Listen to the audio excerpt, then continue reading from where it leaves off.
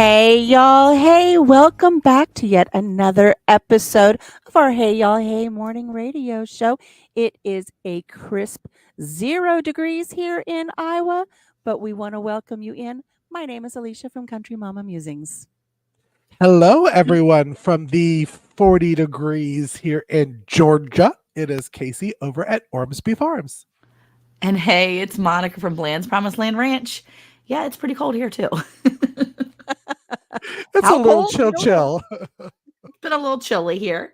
But you know what? It's the holidays. It's supposed to be a little chilly, isn't it? Right. It's invigorating and refreshing. It is. It makes you feel all cozy and toasty inside. Makes you want to watch all those Hallmark or Great American Family or Great American Movie channels or whatever. Yeah, and you know what though? I think we're missing somebody, and I don't think it's cold where they are. Who are we missing this morning, Casey? I think we are missing Crickets. somebody. Crickets. Crickets. I think Jiminy we are. Cricket. Who we missing? Who are we missing? Oh, that's a good segue. There's Right? a good segue. But I think we have a video from that person on why we're missing them. Hey, y'all, hey! I'm so glad to see you, but guess what? I'm in Florida, in Disney World.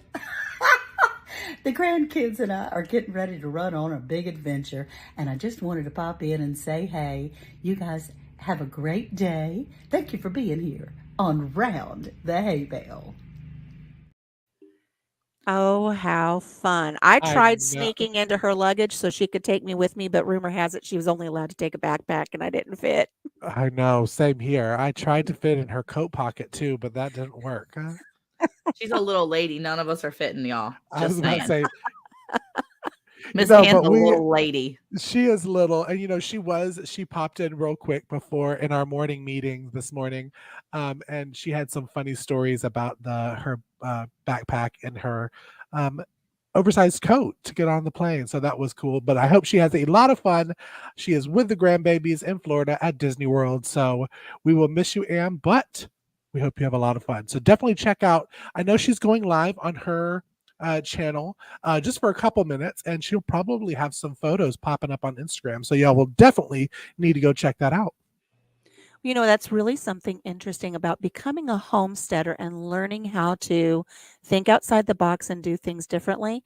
I bet you everything she's learned from becoming a homesteader and listening to our Round the Bale podcast, the Round the Hay Bale, and then participating here in our radio show, that has prepared her for packing smartly and wisely for all of these limitations that the airlines have placed on us when we want to travel, because you can't just take a bag anymore. It's like you're limited to one personal item and you've got to make the most out of that. I bet you she learned a lot of that from her co-hosts. Taking credit where I can. I was about to say, yeah, I think I've learned a lot from Ann Dale. Absolutely. I don't know how Yes. much she may have learned from me on that.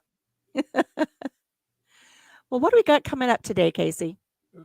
Well, it is the holiday season. So last year, I know that me and Monica and Eric put together a fun little kid-friendly cartoon that was released last year and did well. And it's going live again tonight. Monica, did you want to talk a little bit more about it? I'm in there too. I'm in there too. Yeah, I was going to say everybody Oh, was in yes. that, It was a lot of people in there.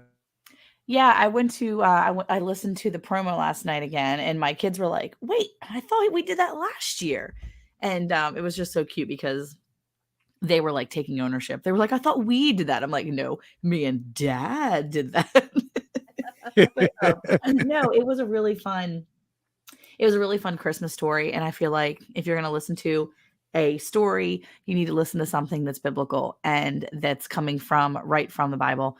And I think it's awesome because it is a true Christmas story. It's not something that has been made up and put out there for the holiday season. It is a beautiful story of truth. And we've got some great songs from the Vineyard Chicks. We've got Yes. amazing people that have just lended their voices, like Alicia and Dale, I know. Nancy from what is it, Our Treasured Home. I mean, you've got Tony from Kettle Kitchen. There's just so many people. Carmen, Jesus Loving Homesteader. There's a lot of Yes. them. A lot of them. Lisa from Yogi Hollow Farm. Like there's so many wonderful YouTube friends of ours that joined us. And it was just a really, really nice Christmas story. And it's something that you can put out there and listen to with the family, with the grandkids or your kids, Mhm. or just listen to on your own. And yeah, it was a really nice collaboration. Casey, you started this and you just kind of lured us into it. And I did. I roped you in. I was very happy to join. Eric and I were very excited to be a part of that. So, Well, yeah. again, it was so much fun, and the trailer was re-released last night, and we're going to take a look at it now. And then, of course, the full, I think it's a little over 30 minutes, will air again tonight at 5 p.m. Central. So I'm going to go ahead and we're going to watch the trailer of The Christmas Story. 'Twas two nights before Christmas and only on YouTube. All your favorite homesteaders are helping you get in the mood. Hey y'all, it's Casey from Ormsby Farm, and I am so excited to announce that us here at Ormsby Farm, along with Monica and Eric from Bland's Promised Land Ranch, are presenting a kid-friendly cartoon Christmas story, the story of Jesus. We have some of your favorite homesteading channels joining in to read from the book of Luke, along with music from the Vineyard Chicks and cartoons by Martin Young. Here are some of the homesteading channels that are going to be joining in. Alicia from Country Mama Musing, Andale from the Andale Homestead, Carmen from Jesus Loving Homesteader, Glenda from Grace and Fire, Casey from Boots and Bounty Homestead, Leanne from the Mennonite Farmhouse, Lisa from Yogi Hollow Farm, Mary Ellen from Prepper Potpourri, Nancy from Our Treasured Home, Ryan from Heavenly Hills Homestead, Sandy from Suburban Homesteader, Wyoming, Arizona, Mama Susan from Ormsby Farm, and Tony from Kettle Kitchen. This event will go live. Be sure to check the times below to see when it is coming live in your part of the country. We hope to see you there. I will be live in the chat. So y'all, Merry Christmas and be blessed. Yes, what a great lineup. Great lineup. Yes. It was, and we had so much fun doing it last year. And the artist that did our cartoons, he is wonderful, and it is so cool to kind of see the Book of Luke come to life. I've definitely been sharing it with my youth girls now that I'm the director of a youth group at the church where I go. It's just going to be a lot of fun. So definitely tune in tonight. It's 5 p.m. Central Time. So do the math on wherever you are for other times. But yeah, it was fun. So wanted to share a little bit of that. But we also had a holiday episode come out yesterday, ladies, didn't we? We did, and we all shared our homestead wish list. And, Yes. Casey was great about sharing everybody's links so that you can go on over and visit and see what's on each individual's wish list. And, maybe something that we really enjoy here on our homestead is something that you've been looking for your homestead. You just didn't know it until you see what we have on our wish list. So Right. the QR code is right there on the top of our broadcast right now. So click on that. It'll take you to everything you need to know. But it was really fun to put our thinking caps on and think about what is it we already have that we love using here on our homestead and we want everybody to know about, and also kind of what's on our wish list, for future additions to our homestead as things come together. What about you guys? Yeah, I thought it was a really good episode because I learned a lot. And, the funny thing is me and Monica always take notes when we're shooting. And every time somebody else would mention a product, I'd be like, oh, let me write that down on my note. Let me write that down on my note. So it was a good episode. It was fun. It was definitely a lot of stuff that you will need. And as Alicia said, if you scan that QR code, you'll head over to our link tree And then there's all cute little pictures that says like Alicia's list, Andale's list, Casey's list, Monica's list. Click on it, and we do need to mention that we are all Amazon affiliates, so we do make a small percentage off of your purchase, but it costs you no more money. So just wanted to slide that in Yeah, there. that's the important thing. I think people think it costs more, but it doesn't. It's the same price you would pay normally. Just gives us a little love. That's all it is. And who doesn't need a little love during the I was holidays? about to I say know that's I a good do. way to put a little love. Well, I think it's Give us a awesome little too love. because if you look at Amazon, I mean, look, if you're not shopping Amazon, that's totally okay. We still love you.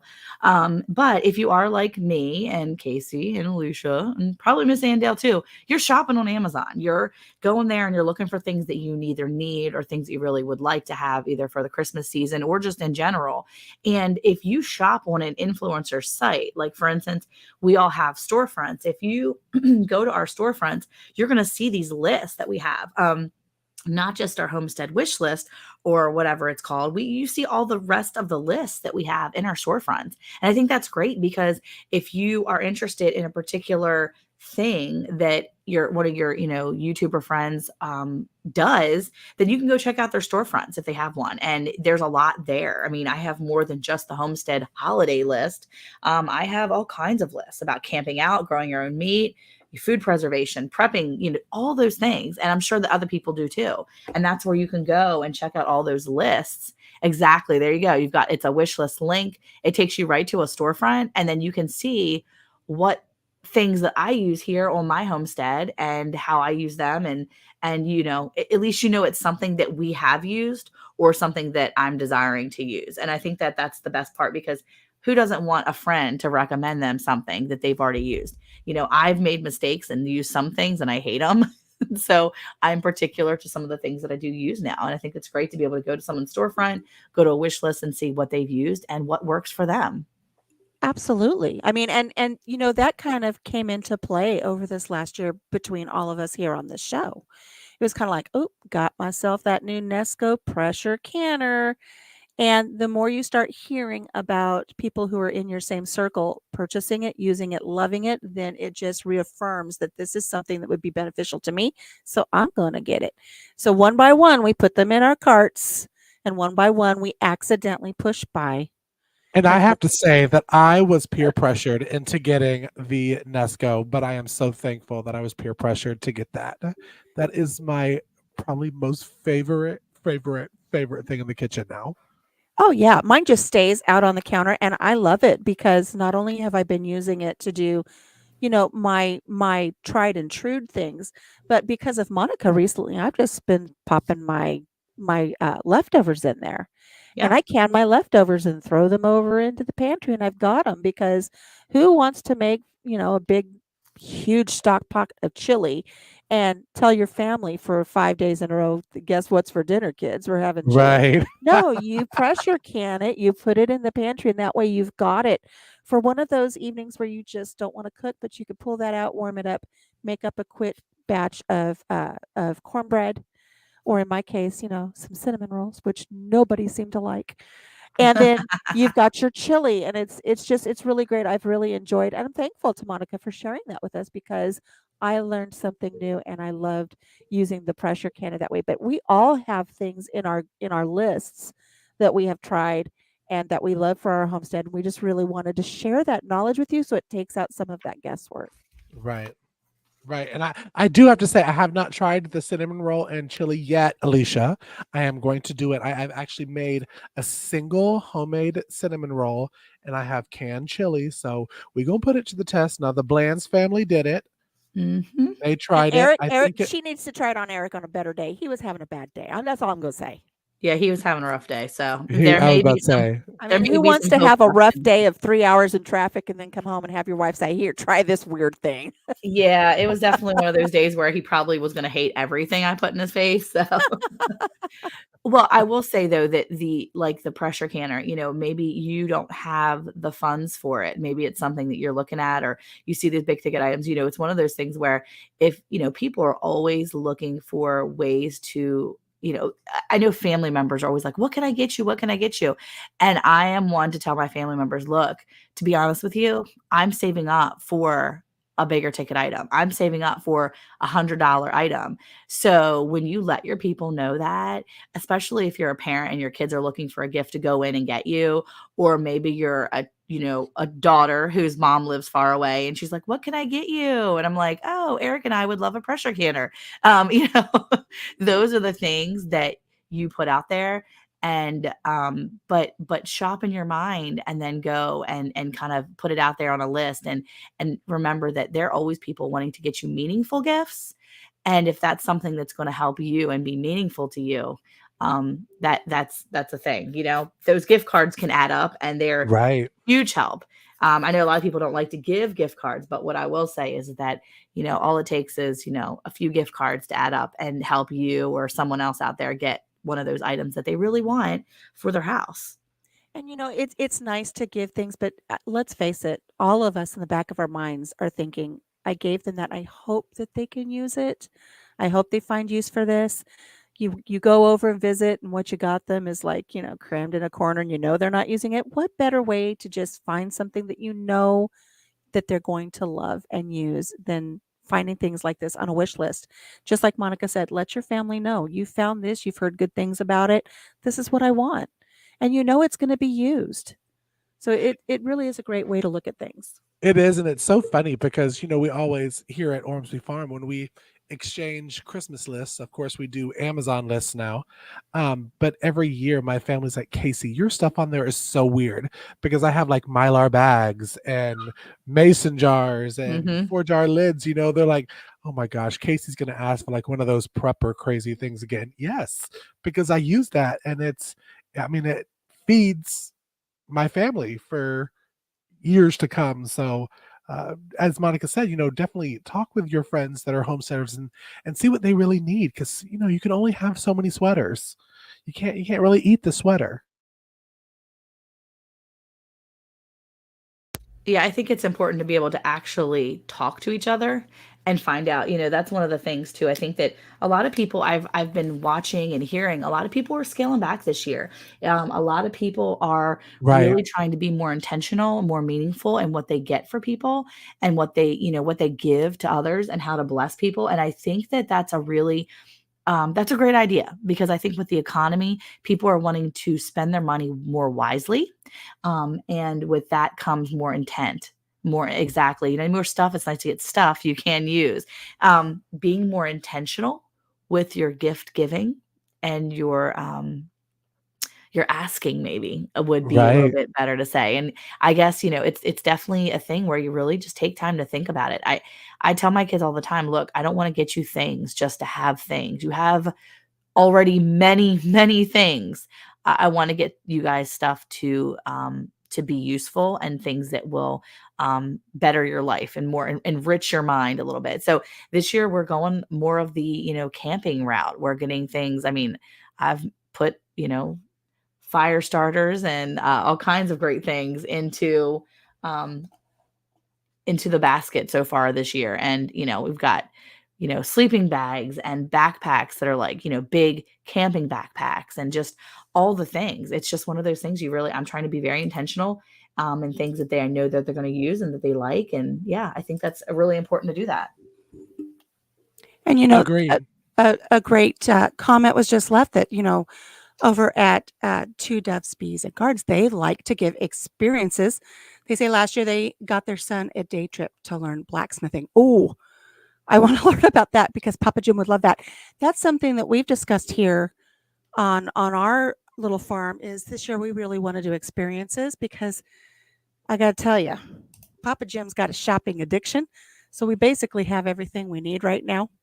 He's got such an Amazon addiction that they're actually talking about it in town. The post worker the other day, the postal carrier that doesn't deliver to my daughter-in-law but delivers to us, told our daughter-in-law, yeah, your father-in-law's got a shopping addiction. So we don't need stuff, but I want experiences. I want to find things for Papa and Jim, but that doesn't mean I'm not going to keep, shopping off my wish list. So make sure you click on those wish lists. But I think that's something really important that was brought up is in this day and age, I think it's so important that we do have experiences. Get your grandchildren a pass to the science center or a really neat museum or someplace fun for them to have those experiences, they'll remember the experiences long after the batteries get lost for that, RC car that you got them.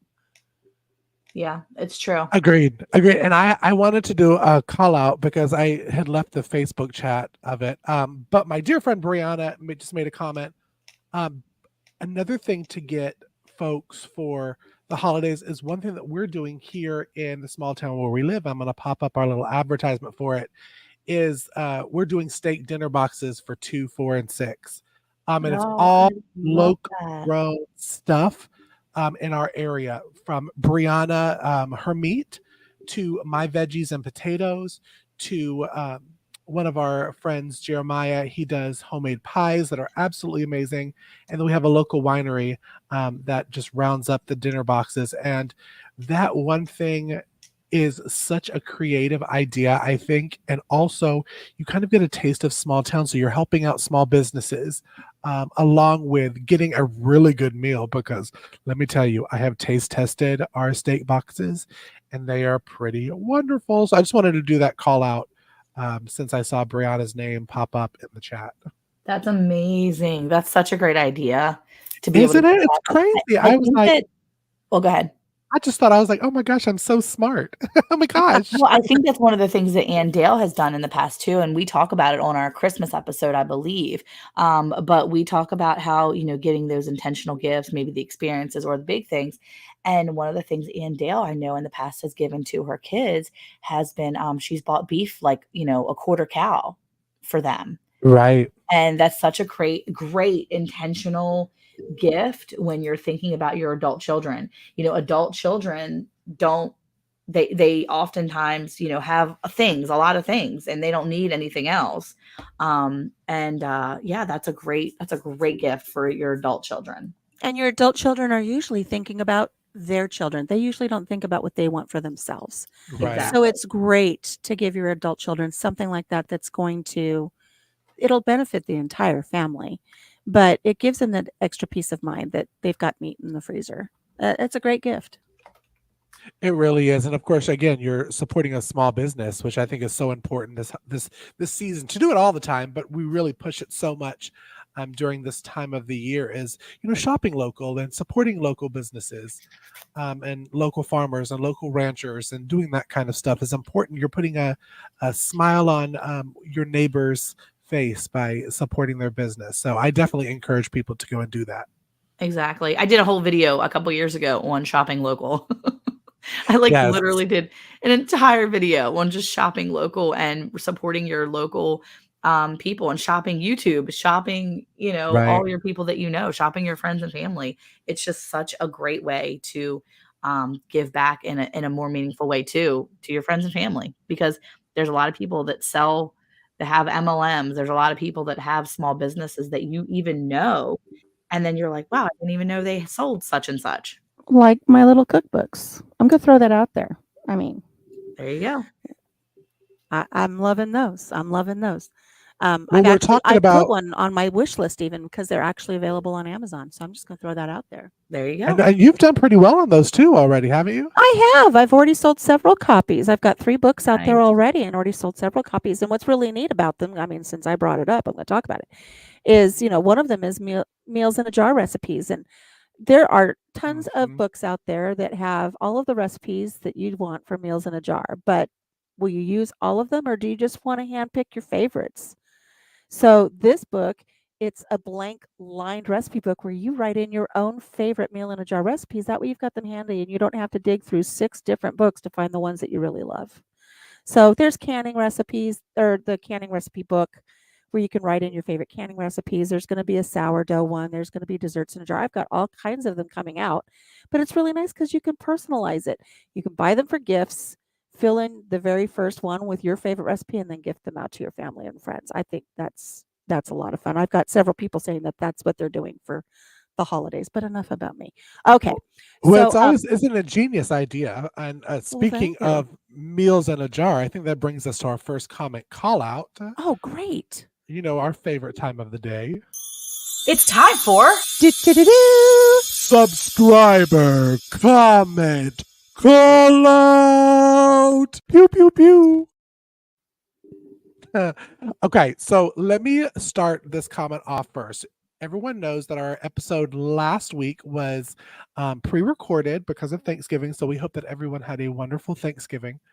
But we had way too much fun shooting that episode, and one of the highlights was talking about powdered potatoes, which is very controversial, I think. And somebody asked me in the comments of the video, so thank you for rewatching our show, to explain my own powdered potato from scratch.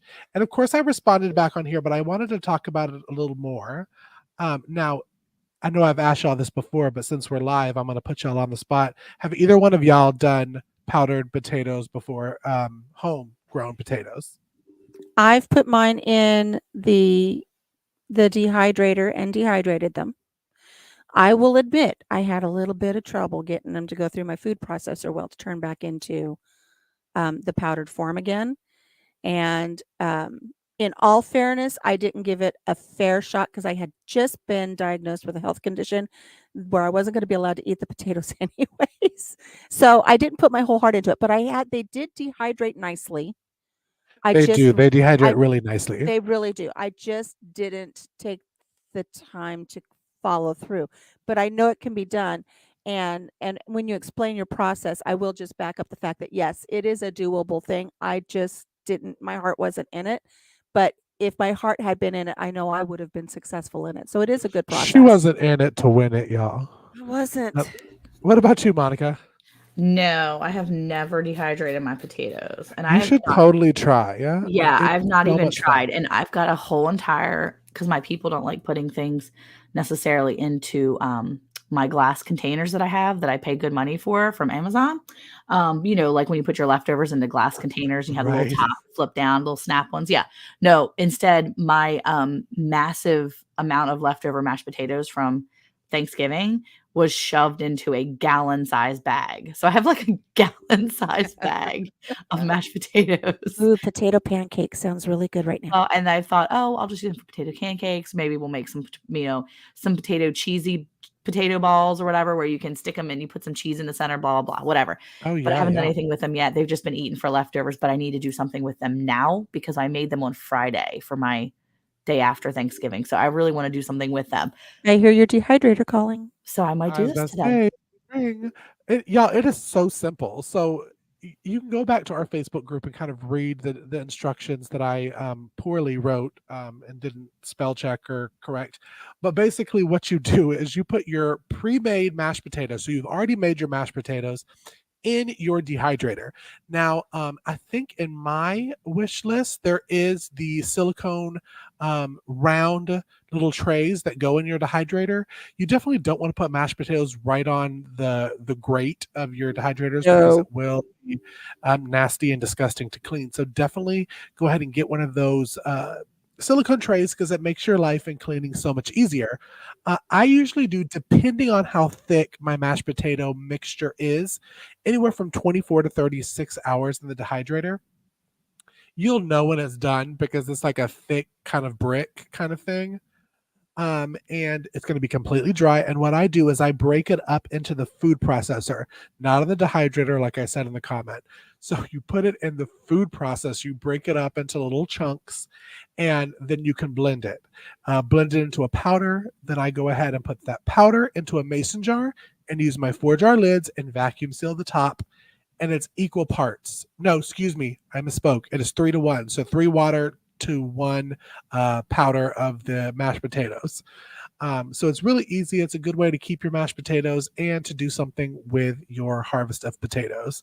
So that was my call out because I thought it was really cool that somebody actually re-listened to our episode and they were on my side. So I didn't get read for filth for doing powdered mashed potatoes for Thanksgiving. Yeah, wait. So you said it's 3-to-1. So if I have 1 cup of mashed potatoes, dehydrated potatoes, I want 3 cups of 3 water. cups of water. Okay. And Okay. it will look watery at first. Okay. So don't panic, y'all. It's just the same thing when you're doing the store-bought one. once you keep stirring it, and it's got to be boiling water. When you keep stirring it, you'll see it starting to get thicker and thicker and Okay. thicker. Okay. And if you like really like dry cardboardy mashed potatoes, then cut down to 2 to 1. But what I noticed is 3 to 1 is kind of the equal parts, the best way to do it. And always try it. Try it. Do it with a tablespoon of the powder and 3 tablespoons of water, and mix it up and see if that's the consistency that you like for your mashed potatoes. So don't take my word for it. Just Well, do the your great thing is they're so forgiving. I mean, if you don't have enough liquid in it, add a little bit of heavy cream or milk or an extra pat of butter and loosen them up a little bit. If your potatoes are a little bit too runny, just sprinkle a little bit more powder on top, incorporate it in. It's going to thicken those potatoes up. So they are forgiving. It's very forgiving. And once you vacuum seal the top of it, of course, with your 4-jar lids, use Hay Bale 10. What is it? Hay Bale? I should have probably thought, yeah, Hay Yes. Bale for 10% off. Yes. It's 10-year shelf life. So the vacuum sealing there is you want to make sure that there's no air in it, and it will be shelf stable on your shelf for years to come. So it's a good little project to do with your leftover mashed potatoes from Thanksgiving. And speaking of leftovers from Thanksgiving, not necessarily leftovers, but I did want to bring out one of our comments from our group about cranberries. Do you have that ready, Casey? I will. When you explain it a little bit more, I will find it. It was My we fingers had moving overtime. well, I had mentioned in our pre-show that now is the perfect time to be looking for cranberries that are on clearance, and we had one of our members there. I believe it was Bruce, and he was wanting to share a recipe about actually canning cranberries because now's the time to get them and making your own cranberry sauce. And while Casey's looking for that, I really do want to remind all of you. Oh, Paul James is the name. Paul James. And there it is. We're going to just forego the do do Bam. do. I'm just going to say it right here. Yeah, thanks. He shared a video about how to make your very own jellied cranberry sauce, which is great. If you've not made your own cranberry sauce, I highly recommend it. It is delicious. It's so much better than pulling it out of a metal can that you bought for $1.72 down at the local, whatever the name of HEB or whatever. It's easy to make. It's delicious. But here's the point I want to make, and want to thank Paul James so much for sharing that, because it is a great skill to have. Now that Thanksgiving is over, you want to be checking your stores for the cranberries that are going on clearance. A couple years ago, I got all of my cranberries for 25 cents a bag, which is an amazing deal. I bought up all I could, and I made my own cranberry infused water, aka cranberry juice. Now, there is a video on the beginner's homesteading guide that I shared last year on how to do that. But regardless of whether you're going to be making your own cranberry sauce, whether you're going to be dehydrating the cranberries so that you can use them throughout the year in all kinds of lovely breads or in porridge, or put them in your stuffing next year, or if you want to make your own cranberry juice, now is the time to be watching the stores for when those cranberries go on sale and grab them up. Go back to our Facebook group, type in the little search bar cranberries, and look for the different recipes that come up for a way for you to use those cranberries throughout the year and how to can them and get them on your shelves. Because getting them for a good price, 50 cents a bag, 25 cents a bag, now's the time, because that's all part of our whole, homesteading mantra is not only being prepared, but let's be frugal and let's be smart. And let's watch out for things like this when they come on sale. Look at that cranberry mug cake. Oh, I know that guy. He's a funny guy. That's Jim's Kitchen right there. He did a really fun little video about making a cranberry mug cake. So there are different things you can do with the cranberries. So make sure you check that out. And this is something we were talking about before we decided to come live for our radio show today. Is all the co-hosts were talking about, there are things now that Thanksgiving's over that you need to be paying attention to, and using a resource for the betterment of your pantry stash. And Casey, you were saying that you had Thanksgiving at a family member's house and you had a very strange request. They thought you were weird, but I you knew did. what you were doing. You knew what you were doing. What was I it? Share that. did. Well, a shout out to my cousin. She hosts Thanksgiving for our family every year. And so I sent a weird text message, I guess, for them. And I said, "Hey, what do you do with your turkey bones after you're done? The carcass? Do you just throw it away? If so, can I have it?" And she texted back and she said, "Consider it yours?" Question mark. And some people may be thinking, now maybe not all, but Casey, what do you want to do with those turkey bones? And you turn it into some delicious turkey broth for soups over the winters and all different kind of stuff. And I was able to get 4 quarts, along with I did these little 1 cup size frozen turkey broths, and I freeze those and I put them in a Ziploc bag because I pull them out to make rice. It has so much flavor that when you add a cup of, this frozen cup of the turkey broth along with a half cup of rice, you get pretty much a full cup of delicious turkey flavored rice. So definitely do that with your turkey bones and don't throw those away. Monica, do you have anything that you do with your leftover Thanksgiving food? Well, we just basically eat it.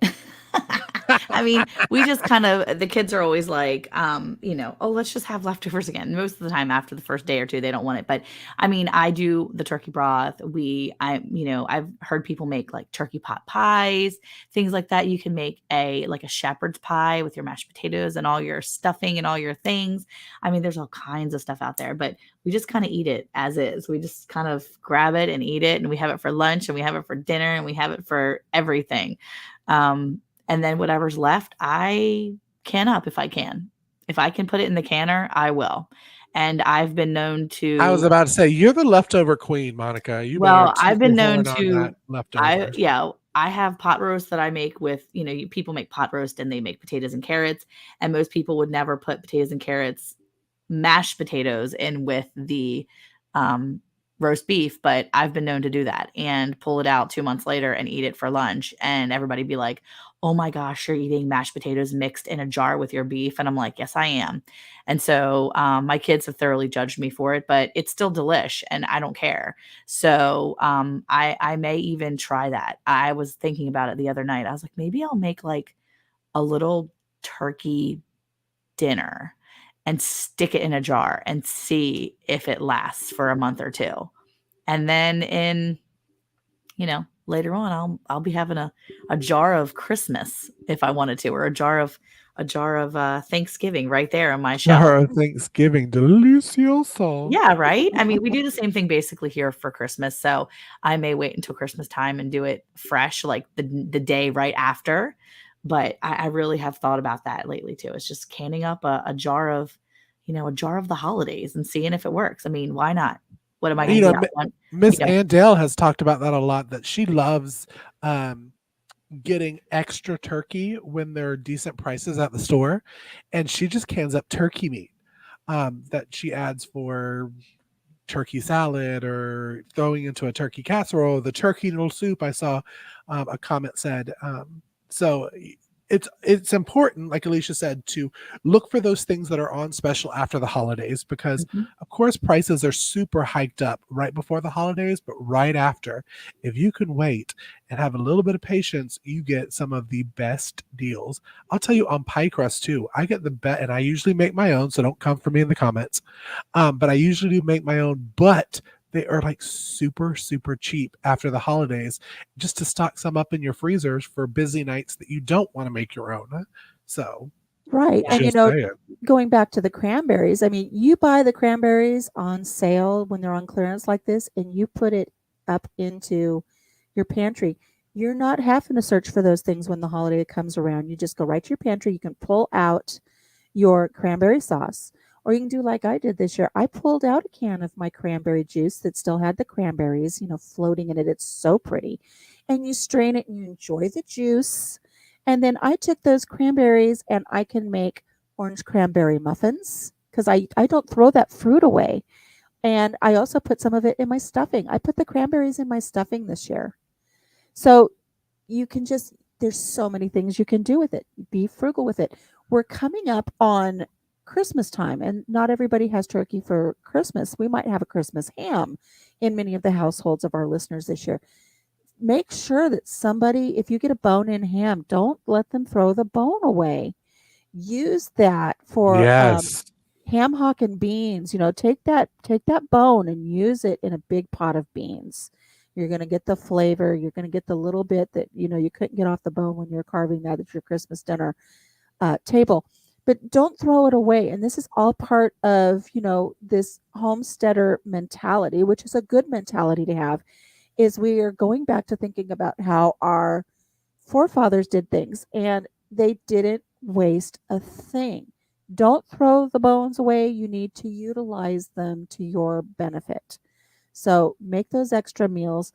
If you've got those extra potatoes that Monica's talking about, I was sitting here thinking, gosh, that would make a really good shepherd's pie. You don't even have to have it with turkey. You can take your beef, you can make a good shepherd's pie out of it. So you just have to think a little bit differently. If you've got leftover stuffing, throw some sage sausage in there, throw some cranberries in there, and then you put them in the little muffin tins and you make stuffing muffins. And then you serve those in a meal a couple days down the road. And people will say, Great. oh, Now I'm hungry. right. But they're not like, oh, another pile of stuffing. It's like, oh, what is this? It's a muffin. It's got a muffin top, and it's got extra flavors added into it because you saved up the sausage from this meal and you saved up the cranberries from that meal and you put them into this lovely, lovely concoction and you threw it in a muffin tin, and next thing you know, you're a hero. Just saying. Well, there Just you go. mic drop. Now I want a stuffing muffin. Yeah, There no, you go. safe food is, if I'm feeling real spicy, I'll keep the bones after I do the broth and dehydrate them and blend those up for the garden next year or to add to soups. But I haven't been feeling spicy lately, but I'm just saying you can. You can. You can or you can. You can. You can. Well, we were speaking about, leftovers and all that stuff too. And, one of the ways you can practice doing what you're going to do is, when you have those emergencies and you have to kind of fire things up. Casey, do we have another comment call out? It's time for Subscriber comment call out. Pew pew pew. Yeah, I was trying to link that in there somehow. I just wasn't sure about how to do It was a good segue. Yeah, That was a good segue. It was something. So Heidi Scheimer posted back in November 20th, because remember, we were not live last week, but we are this week. She had power outage and she said it's a good time to hone on those skills. And I thought, what a perfect time to talk about that, especially coming off of our holiday wish list. In my holiday wish list, there's a lot of things that talk about prepping, that talk about homesteading when it comes to emergency situations. I know Ann Dale's thing is that she wants you to be ready. And it's true. We do a lot of that here at our house as well. And I think that this is a perfect opportunity for us to talk about the things that are in, not only our wish list is filled with these great things, but when you're practicing these skills, you need to have the right equipment. She's like, okay, my power went out, time to cook over the wood stove, right? So we practice that all the time here. It's something that we've been practicing lately.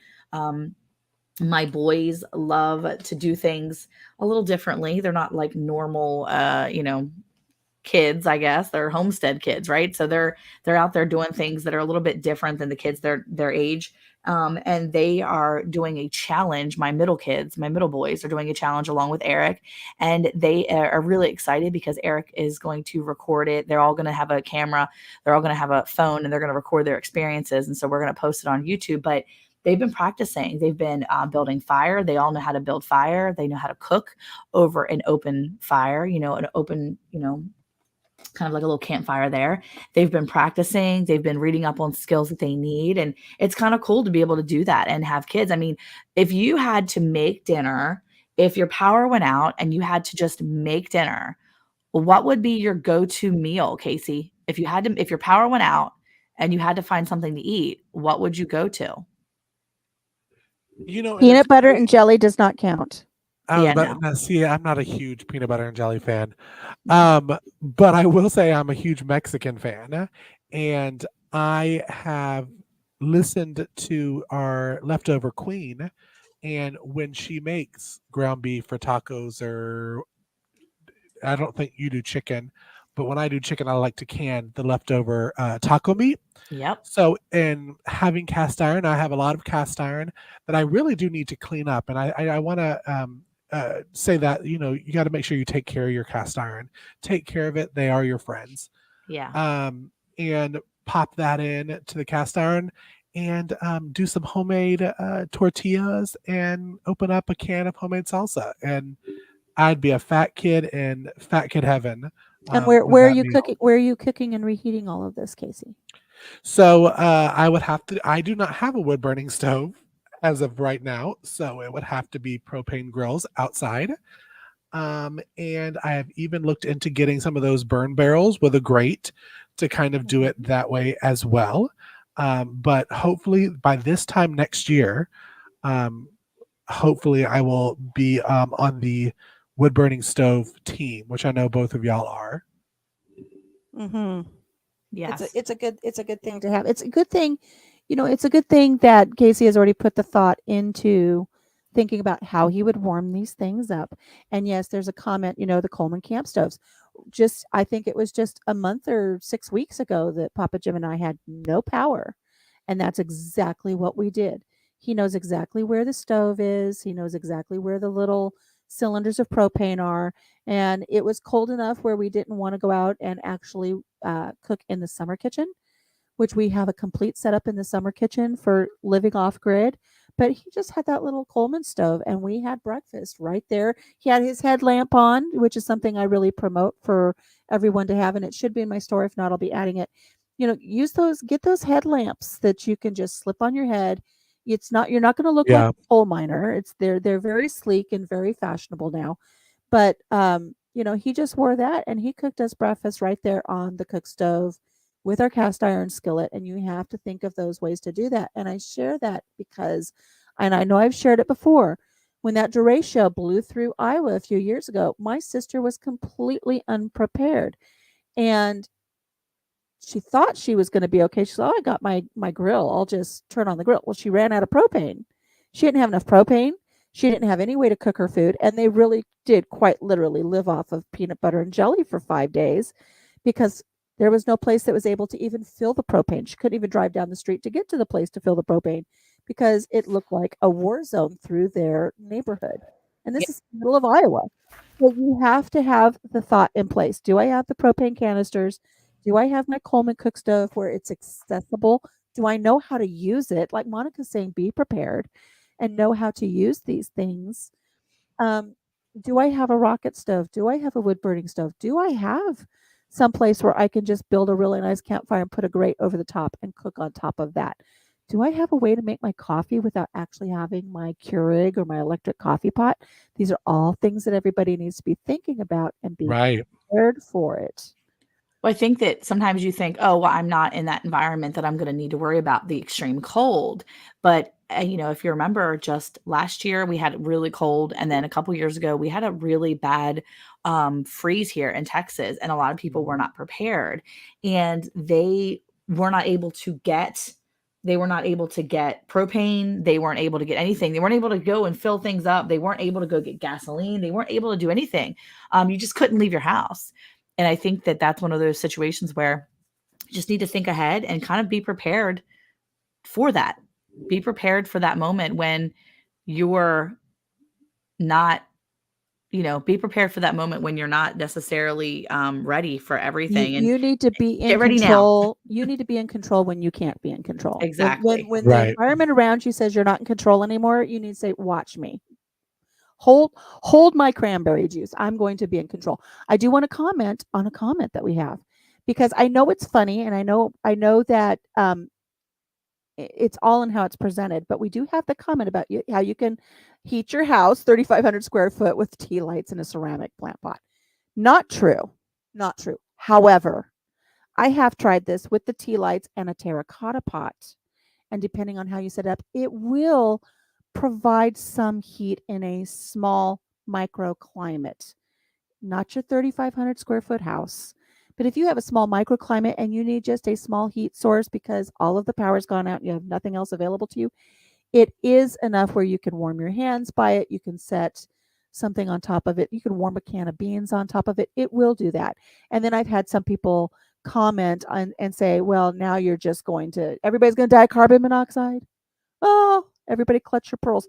Really? Because if I burn 3 candles in my living room, nobody's going to be claiming that I'm going to be, succumbing to that. It's the same thing.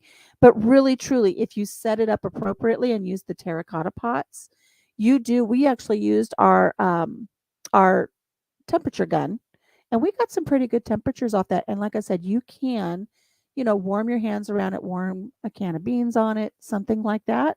It does work for those smaller microclimate areas. It's not going to heat an entire house.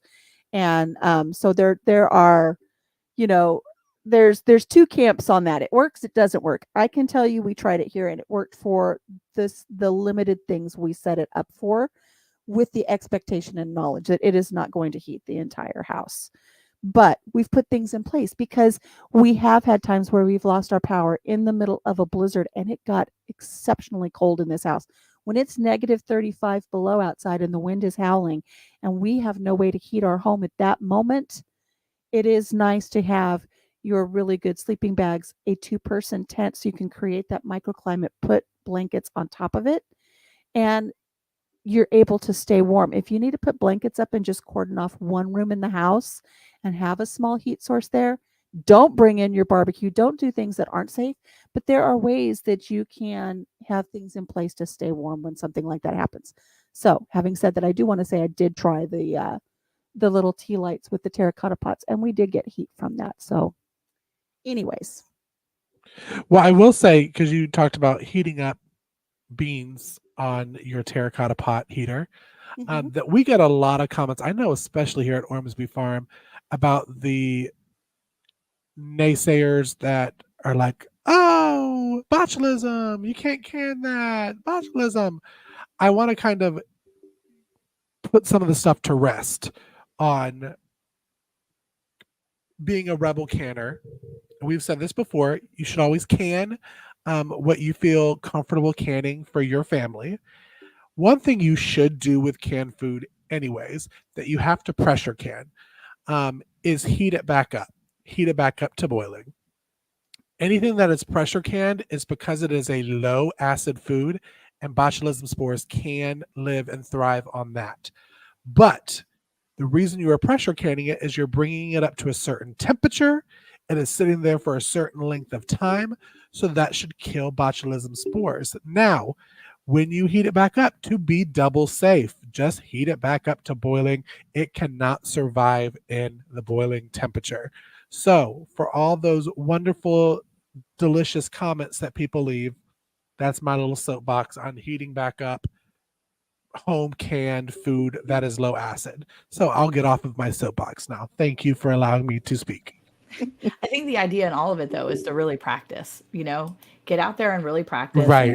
pay attention to those things. And it's the holidays, so people are busy doing things, but don't forget that things can happen anytime. People can get hurt. All kinds of stuff can happen. The weather is coming in, guys. Like there's all kinds of weather happening really soon. I think it's going to be like blizzard conditions up in like Erie today, if I'm correct. But it's supposed to be bad and weather in so many different places over the next few weeks, and things can happen. So I guess the idea is to always be prepared and look ahead and just think, okay, what can I do today to just, further my knowledge on, a certain thing or whatever it is. But it's always a good idea to practice and be ready for those times where you might need to do something else than you're used to doing. right, and take those little curveballs that life throws at you every once in a while, or throws at one of us and learn from us, or throws at a family member and learn from them. When somebody is thrown a curveball, you need to you need to really dissect that whole situation, glean what knowledge you can from it, and then apply it so that you're better prepared for the next time. Like I said, I learned a lot from watching my sister go through what she went through. I learned a lot when I moved onto this farm by hearing the stories from my sister when she first moved on her farm, and they had an ice storm for 8 days. and what they went through. And I applied it immediately to my farm here. Did I apply everything? No, because then when we lost our power during that blizzard and we were freezing in the house, I instantly took everything that we went through and remedied it. I got the tent so that we have a microclimate. I've got the sleeping bags so we've got something to keep us warm that way. I've got all of these little things put in place so that the next time I am better prepared. Every single time one of us shares a story or another homesteader shares a story on their YouTube channel, or like I said, friends or family, when you see something or hear something, glean what you can from it and put something in place. And I've said it before, and I'll probably say it a million times again until everybody's sick of it. My son says all the time, there is a fine line between preparedness and paranoia. You decide what side you're going to be on. I choose to be on the side of prepared so that when something bad does happen, I'm not paranoid about the fact that, oh my gosh, I'm not ready. Or don't let people put in your brain, you're just being paranoid because you're doing all this stuff. No, I'm being prepared. There's something really great about being responsible and being prepared. And so this is where everybody listening, just take that little extra step. Go to our Amazon stores, see what we've got in our shopping baskets for making sure we're prepared here on the homestead. Listen to our stories, visit our YouTube channels, and see what we've learned so far, and then apply it as you can so that you're better prepared, so that you don't end up in a situation where you're wishing you had something and you didn't. So, oh, Santa thinks it's hysterical. Anyways, guys, jumping down off of that soapbox, because I do tend to get up there every once in a while, it's almost time for us to finish up our radio show today. I really want to encourage everybody, tune in tonight to the Christmas story. It's 5 o'clock Central. I believe you'll be finding that over at Ormsby Farm. I'm not sure, Monica, is that on your channel as well? Or no, it's just being streamed to Ormsby. I'm not sure how I can Ormsby even Farm. do it to ours, but it's being streamed to Ormsby, and then I'm going to put up a link in our community page so that people can get to it from our page if they need to. Okay. And Casey, how long is that going to be up for people to enjoy through the holidays? It will be up until the first of the year. So you'll be able to watch it all the way up until the first of the year. Again, as Monica said before, it's just a great little kid-friendly story through the book of Luke that your kids can watch with great cartoons, wonderful music, and some of your favorite homesteading channels. Great. Kid-friendly, family-friendly. If you have a family member or a friend or someone that you attend church with that you think would enjoy it, make sure you share the link with them so they can tune in as well. And so make sure you catch that. Make sure you catch our next podcast. It's going to be dropping next Monday, 9 a.m. Central. And then join us here again next Tuesday at 9 a.m. Central for another episode of our radio show. Also, over at Ormsby Farms, he's going to be doing a live this afternoon. So, Casey, why don't you tell us a little bit about that before we Well, close out?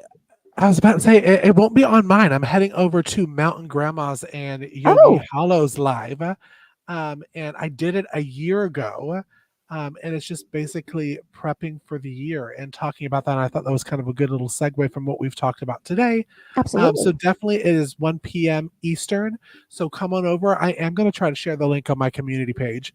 And these are great lives that Tammy and Lisa do over there. So definitely come on over, say hello, say you came over from the radio show, 1 p.m. Eastern. So it'll be fun. Awesome. Okay, guys. Well, having said that, like I said, it's time for us to close on out. We've got more things to do here on our homesteads, and we're going to be getting ready to bring you more great content over the weeks ahead. We hope you have a great week this week. Make sure that you're a blessing to someone else. And having said that, we hope that you have a blessed day. Take care of yourself. Take care of each other. And we'll see you here next time here on Hey Y'all Hey. Are you enjoying our Hay Bale topics? To learn more, click our Linktree link to get all our product recommendations, along with discount codes and more. Hey Monica, did you know it's now even easier to listen to Round the Hay Bale podcast? What? Really? How easy? That's right. All you have to do is say, Alexa, play Round the Hay Bale podcast. Playing Round the Hay Bale podcast on Apple Music. Oh, we're really fancy now. Tune in to Round the Hay Bale every Monday at 9 a.m. Central.